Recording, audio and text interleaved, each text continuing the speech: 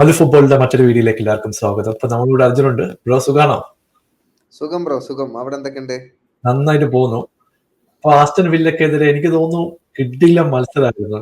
ഞാൻ really enjoy ചെയ്തു. ശരിക്കും പറഞ്ഞാൽ ഒരു ഡിപ്പാർട്ട്മെന്റിന്റെ പെർഫോമൻസ് എന്ന് പറയാൻ പറ്റില്ല. എല്ലാ ഡിപ്പാർട്ട്മെന്റും ആ കളിയിൽ ഒരു ഔട്ട് ആൻഡ് ഔട്ട് ഇൻവോൾവ് ആയിരുന്നു. ഫോർവേഡ് ലൈനപ്പ് ആയാലും മിഡ്ഫീൽഡ് ആയാലും ഡിഫൻസ് ആയാലും ഗോൾ കീപ്പർ ആയാലും എല്ലാവരും അവരുടെ പാർട്ട് പ്ലേ ചെയ്ത ഒരു മത്സരമായിരുന്നു. എന്താണ് പെർഫോമൻസിനെ പറ്റി പറയാനുള്ളത്? ഗുഡ് ഈവനിങ് ആണ് പെർഫോമൻസ്. ഊനൈ എമറിക്കെതിരെ ഒരു ജയം അത് വളരെ ആവശ്യകരമായിരുന്നു ആർസണലിന്. അവര് ഭയങ്കരമായിട്ട് ടീമിനെ ബുള്ളിയൊക്കെ ചെയ്ത് കഴിഞ്ഞ പ്രാവശ്യം ഞങ്ങളുടെ കൂടെ ഡബിൾ ചെയ്ത ഏക ടീമായിരുന്നില്ല ആസ്റ്റൺ വില്ല. അപ്പോ അവരുടെ ടാക്ടിക്സ് അത് തന്നെയായിരുന്നു. സിറ്റ് ബാക്ക്, കൗണ്ടർ, ആർസണലിനെ ഫിസിക്കലി ചലഞ്ച് ചെയ്യാൻ നോക്കുക, അതൊക്കെ ആയിരുന്നു സംഭവം. ഇപ്പൊ നിങ്ങൾ പറഞ്ഞ പോലെ തന്നെ എല്ലാ ഡിപ്പാർട്ട്മെന്റും നന്നായിട്ട് കളിച്ചു. പിന്നെ ഒരുപാട് വില്ല പാർക്കിൽ പോയിട്ട് അവിടുത്തെ എവേ മാച്ചസ് അത്ര ഒട്ടും ഈസി അല്ല. ഇൻ ദ സെൻസ് ക്രൗഡ് നല്ല അടിപൊളി ക്രൗഡാണ്.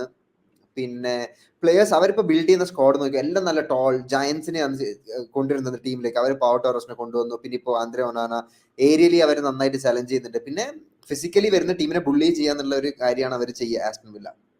പിന്നെ ഒബ്വിയസ്ലി പുള്ളിക്കാരൻ നമ്മൾ എന്തെല്ലാം കൊടുത്താലും he should have his flowers. Unai Emery is a great coach.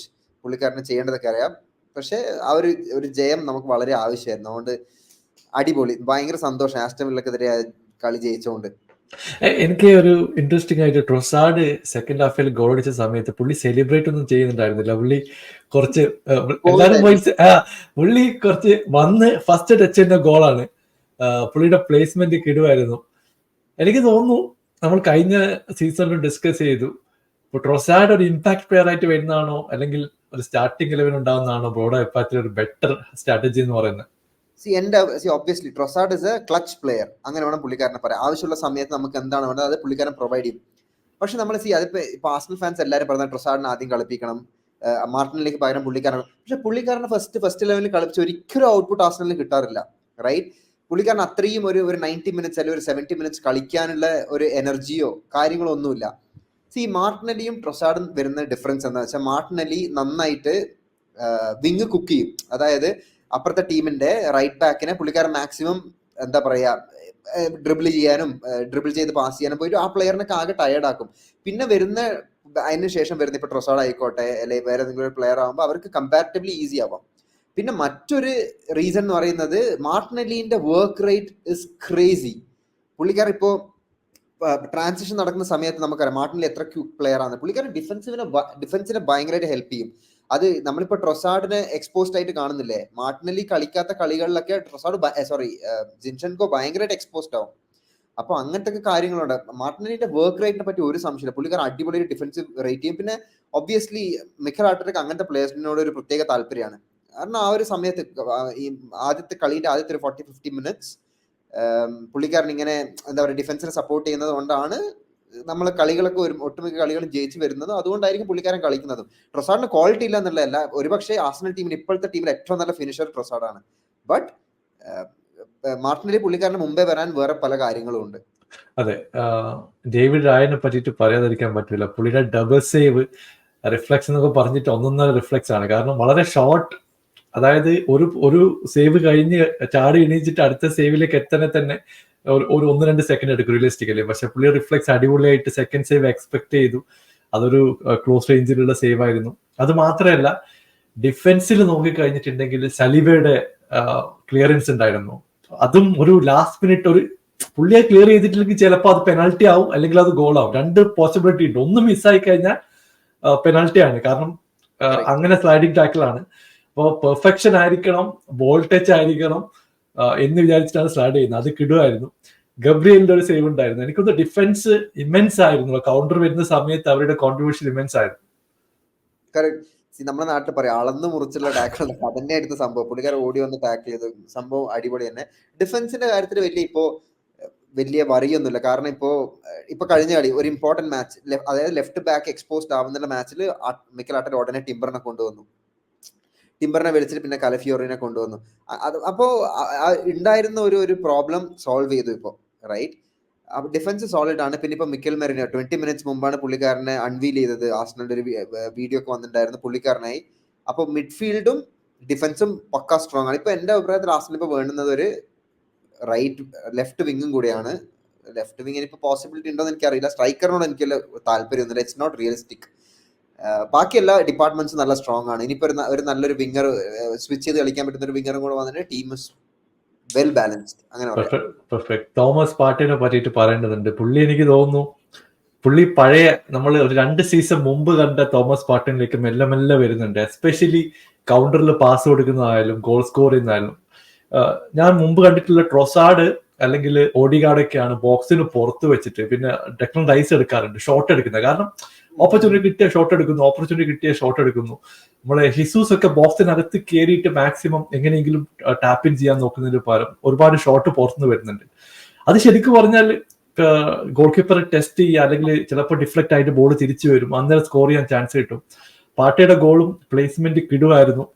പുള്ളിയുടെ ഡിഫൻസീവ് വർക്കിനെയും അല്ലെങ്കിൽ ഇങ്ങനത്തെ കാര്യത്തിനെ പറ്റി എന്താണ് പറയാനുള്ളത്? കഴിഞ്ഞ ഇപ്പൊ ആസ്റ്റൺ വില്ലയായിട്ട് അടിച്ച ഗോളില് നല്ല ഷോട്ടും കാര്യങ്ങളൊക്കെയാണ്, പക്ഷെ പുള്ളിക്കാരൻ്റെ ഒരു റേഞ്ചിലുള്ള ഷോട്ടില്ല. പിന്നെ എമി മാർട്ടിൻസിന്റെ മിസ്റ്റേക്ക് കൂടിയാണ് ആ ഗോൾ വരാനുള്ള കാരണം.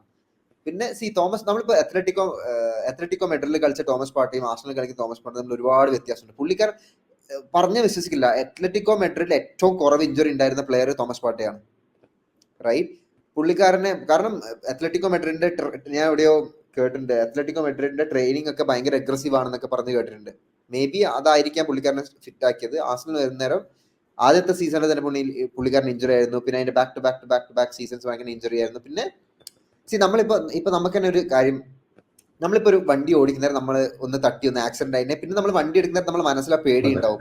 അതുപോലെ തന്നെ ഫുട്ബോൾ പ്ലേയേഴ്സ് ഒരു ടാക്കിൾ ചെയ്യുന്നതിന് മുമ്പേ ചെയ്യണോ വേണ്ടെന്നില്ല, അതൊരു മൈൻഡ് മസിൽ കണക്ഷൻ ആണ്. അപ്പൊ അത് ഉണ്ടാവും. പക്ഷെ അത് റിക്കവർ ചെയ്ത് വരിക എന്നുള്ളതിലാണ് ഒരു പ്ലെയറിന്റെ നമ്മൾ മെന്റൽ സ്ട്രെങ്ത് മനസ്സിലാക്കുന്നത്. പാർട്ടി അങ്ങനെ ഇനിയിപ്പോ പാർട്ടിക്ക് റെസ്റ്റ് കൊടുക്കാം മിക്കൽ ആർട്ടറ്റയ്ക്ക് വേണമെന്നുണ്ടെങ്കിൽ. കാരണം മെറീനോ വന്നിട്ടുണ്ട്, പുള്ളിക്കാരനെ കവർ ചെയ്യും. മെറീനോ എന്ത് റോളാണ് എടുക്കുന്ന അറിയില്ല. പുള്ളിക്കാരൻ സ്പെയിനിൽ കളിക്കുന്നേരം 8 കളിക്കും, പിന്നെ സോഷ്യറ്റാറ്റിന് കളിക്കുന്നേരം 6 കളിക്കും. അപ്പോൾ അങ്ങനത്തെ കാര്യങ്ങളാണ്. സോ പാർട്ടിനെ ഇനി ശരിക്ക് ടീമിലേക്ക് ഇനിയിപ്പോ ഇന്റഗ്രേറ്റ് ചെയ്ത് കൊണ്ടുവരണം. അതായത് പതുക്കെ ആ ഒരു പേടി മാറ്റി കൊണ്ടുവരണം. അല്ലാണ്ട് ഇപ്പൊ കഴിഞ്ഞ സീസണിന്റെ ഒക്കെ ലാസ്റ്റ് കാര്യം പാട്ട് മാറണ അബദ്ധമായിരുന്നു ഒന്നും. പക്ഷെ പുള്ളിക്കാരനെ പറഞ്ഞിട്ട് കാര്യമില്ല, കാരണം അതൊരു പേടിയാണ്, അതങ്ങനെ മാറിക്കിട്ടണം. ACL ഇഞ്ചുറി ഒക്കെ കഴിഞ്ഞു വരുന്ന പ്ലേയേഴ്സ് എങ്ങനെയാണ് കളിക്കുക അതുപോലെയാണ്. സോ ബട്ട് ഫാന്റാസ്റ്റിക് പ്ലെയർ ആണ്. ഒരു 2 കൊല്ലം കൂടെ പാർട്ടിക്ക് ആർസണലിൽ ഉണ്ടെന്ന് എനിക്ക് പറയാനുള്ളത്. ആ 2 കൊല്ലം തകർക്കുക എന്നേ പറയാനുള്ളൂ. അതെ. അപ്പൊ അടുത്ത മത്സരം ബ്രൈറ്റനെതിരെയാണ്. ബ്രൈറ്റൺ അവരുടെ ഇപ്പോഴും എനിക്ക് തോന്നുന്നു അവർ ആൾക്കാരെ വിറ്റോണ്ടിരുന്നാലും അവരുടെ ടീമിന്റെ ക്വാളിറ്റി തീരെ കുറഞ്ഞിട്ടില്ല. കഴിഞ്ഞ മത്സരത്തിൽ യുണൈറ്റഡിനെ ഞെട്ടിച്ച് അവർ ലാസ്റ്റ് ഗോൾ അടിച്ച് തിരിച്ചു വന്ന് ജയിച്ച്. അവരുടെ അറ്റാക്ക് നോക്കിയാലും വെൽബാക്ക് ഒക്കെ കളിക്കുന്ന കളി കണ്ടാൽ ഇത്ര വയസ്സായിട്ടായാലും പുള്ളി നന്നായിട്ട് കളിക്കുന്നുണ്ട്. എനിക്കതാ മനസ്സിലായി. ഞാൻ വെച്ച വെൽബാക്ക് കഴിഞ്ഞു റിട്ടയർ ആകാൻ പോവാണ്, പക്ഷെ പുള്ളി ഓടുന്ന ഓട്ടമൊക്കെ കണ്ടു കഴിഞ്ഞാൽ ഇപ്പോഴും പുള്ളി ഫിറ്റ് ആണ്, നന്നായിട്ട് ഗോൾ അടിക്കുന്നുണ്ട്, ചാടിക്കൊക്കെ. ചില പ്ലേയേഴ്സ് അങ്ങനെ ആ പ്രഷർ ഇല്ലാണ്ടിരുന്നാല് അടിപൊളി പൊട്ടൻഷ്യൽ പുറത്തു കൊണ്ടുവരാൻ പറ്റും. ഇപ്പൊ വെൽബക്ക് മുമ്പ് കളിച്ച ടീമുകൾ, ഇപ്പൊ യുണൈറ്റഡ്, ആർസണൽ, ഇവരൊക്കെ ടോപ്പ് പെർഫോമൻസ് പ്ലേയേഴ്സിന് എക്സ്പെക്ട് ചെയ്യുന്നതാണ്. അങ്ങനത്തെ ഒരു സൈനിങ് ആയിരിക്കും അവർ ചെയ്തിട്ടുണ്ടാവും. പക്ഷെ ബ്രൈറ്റനെ പോലുള്ള സമയത്ത് ഓക്കെ, അവര് കാര്യമായ ഒബ്വിയസ്ലി ടാർഗറ്റ്സും അച്ചീവ്മെന്റ്സ് ഒക്കെ ഉണ്ടാവും. ബട്ട് സ്റ്റിൽ ഇപ്പൊ ആർസണലും മാഞ്ചസ്റ്ററും കൊടുക്കുന്ന പ്രഷർ അല്ലല്ലോ ബ്രൈറ്റനിൽ കിട്ടുക. സോ കുറച്ചും കൂടെ റൂം ഓഫ് ഫ്രീഡം ഉണ്ട് എങ്ങനെ കളിക്കാന്നുള്ളത്. മേ ബി അതുകൊണ്ടായിരിക്കാം ഈ ചങ്ങ ഇങ്ങനെ കളിക്കുന്ന വേൾഡ് ക്ലാസ്. ഇവരുടെ ഈ യൂട്യൂബിലൊക്കെ വെൽബക്കിനൊക്കെ അടിച്ച് നമ്മൾ ഇതാരും വിചാരിക്കും നമ്മള് പുള്ളിക്കാരൻ അടിക്കണത്. അടിപൊളി പെർഫോമൻസ് ആണ് ബ്രോ. അപ്പൊ നല്ലൊരു മത്സരമാണ് നെക്സ്റ്റ് പ്രതീക്ഷിക്കുന്നത്. എന്താണ് ഒരു റിയലിസ്റ്റിക് ആയിട്ടുള്ള എക്സ്പെക്ടേഷൻ? അവരെന്തായാലും പ്രസ് ചെയ്യുന്നുണ്ട്, ഒരു ഹൈ പ്രസ് കളി ആയിരിക്കും എന്നാണ് എനിക്ക് തോന്നുന്നത്. റൈറ്റ്, തീർച്ചയായിട്ടും. ബ്രൈറ്റൺ ഒരിക്കലും സിറ്റ് ബാക്ക് ചെയ്യുന്ന ടീമല്ല. അവർ നന്നായിട്ട് അട്രാക്റ്റീവ് ഫുട്ബോൾ കളിക്കുന്ന ടീമാണ്. പുതിയ കോച്ചാണ്. അപ്പൊ അതിന്റെ ഒക്കെ ഈ പുതിയ കോച്ചൊക്കെ വരുന്ന ടീം ഡ്രസ്സിംഗ് റൂമിന്റെ ഉള്ളിലൊക്കെ ഒരു നല്ലൊരു തരിപ്പ് ഉണ്ടാവുമല്ലോ, അത് അവർ ഗ്രൗണ്ടിൽ കൊണ്ടുവരും. സോ അവർ നന്നായി ആർസണൽ കളിക്കുന്ന പോലെ തന്നെ ടോപ്പ് ഗിയറിലെ കളിക്കാൻ അവർ ആഗ്രഹിക്കുക. കളി നന്നായിട്ട് മാനേജ് ചെയ്യണം. എനിക്ക് ആർസണലിന്റെ അവേ മാച്ച് ആണെന്ന് തോന്നുന്നത്, ഓർമ്മയില്ല. സോ ഒബ്വിയസ്ലി ഇനി അടുത്തത് ബ്രൈറ്റന് ശേഷം ടോട്ടനം, അതിനുശേഷം സിറ്റി. ഈ 3 ടൈറ്റ് കളികളാണ്. ഇതിന്ന് എനിക്ക് തോന്നുന്നു ഡ്രോപ്പ് ചെയ്യണം എന്നുണ്ടെങ്കിൽ, പക്ഷെ എനിക്ക് ആഗ്രഹമില്ല. അഥവാ ചെയ്ത് നിർബന്ധമാണെന്നുണ്ടെങ്കിൽ സിറ്റിയിലൂടെയുള്ള മാച്ച് മാത്രം 2 പോയിന്റായിട്ട് ഡ്രോപ്പ് ചെയ്യുക. അതിൽ കൂടുതൽ വേറെ ഒന്നും ചെയ്യാനില്ല. അതുവരെ വിൻ അതന്നെ ആയിരിക്കണം policy. Okay bro, thank you so much join ചെയ്തല്ലോ. അപ്പൊ എന്തായാലും നമുക്ക് അടുത്ത മത്സരം കഴിഞ്ഞിട്ട് കാണാം. Take care. Okay bro, see you. By.